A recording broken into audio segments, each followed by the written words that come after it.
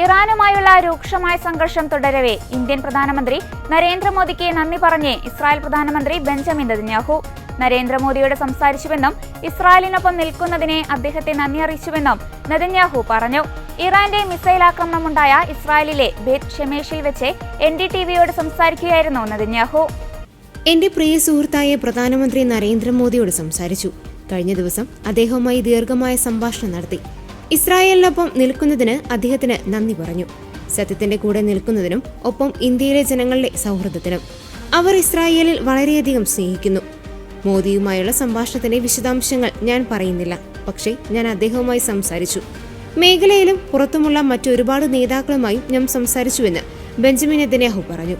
ഇസ്രായേലും US ഇറാനെ ആക്രമിക്കുന്നതിന് തൊട്ടുമുമ്പാണ് പ്രധാനമന്ത്രി നരേന്ദ്രമോദി ഇസ്രായേൽ സന്ദർശിച്ചത്.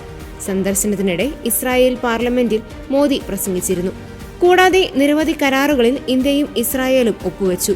ഇന്ത്യയുടെ ഡിജിറ്റൽ പേയ്മെന്റ് സംവിധാനമായ UPI ഇസ്രായേലിൽ ഉപയോഗിക്കുന്നതിനുള്ള കരാറിലെത്തിയെന്ന് അന്ന് നരേന്ദ്രമോദി പറഞ്ഞിരുന്നു. അതേസമയം ഇസ്രായേൽ US ഇറാൻ സംഘർഷം തുടരുകയാണ്. ഇറാന്റെ ആക്രമണങ്ങളിൽ ഗൾഫ് രാജ്യങ്ങളിൽ 8 പേർ മരിക്കുകയും നിരവധി പേർക്ക് പരിക്കേൽക്കുകയും ചെയ്തു. കുവൈറ്റ് മഹബൂലയിൽ തിങ്കളാഴ്ച രാവിലെ വീണ്ടും ഡ്രോൺ ആക്രമണമുണ്ടായി.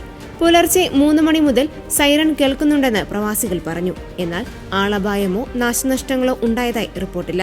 കുവൈറ്റിൽ നിരവധിയിടങ്ങളിൽ ഡ്രോൺ ആക്രമണ ശ്രമം നടന്നതായാണ് വിവരം.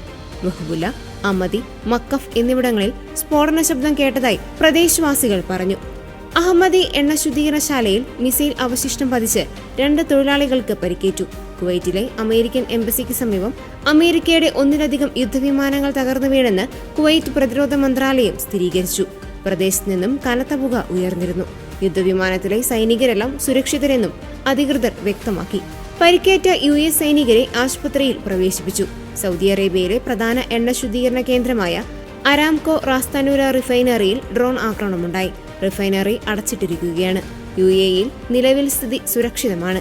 UAE പ്രസിഡന്റുമായി ഡൊണാൾഡ് ട്രംപ് ഫോണിൽ സംസാരിച്ചു. UAEയിലും GCC രാജ്യങ്ങളിലുമുണ്ടായ ഇറാൻ ആക്രമണങ്ങൾ സംബന്ധിച്ച് ഇരുവരും ചർച്ച ചെയ്തു.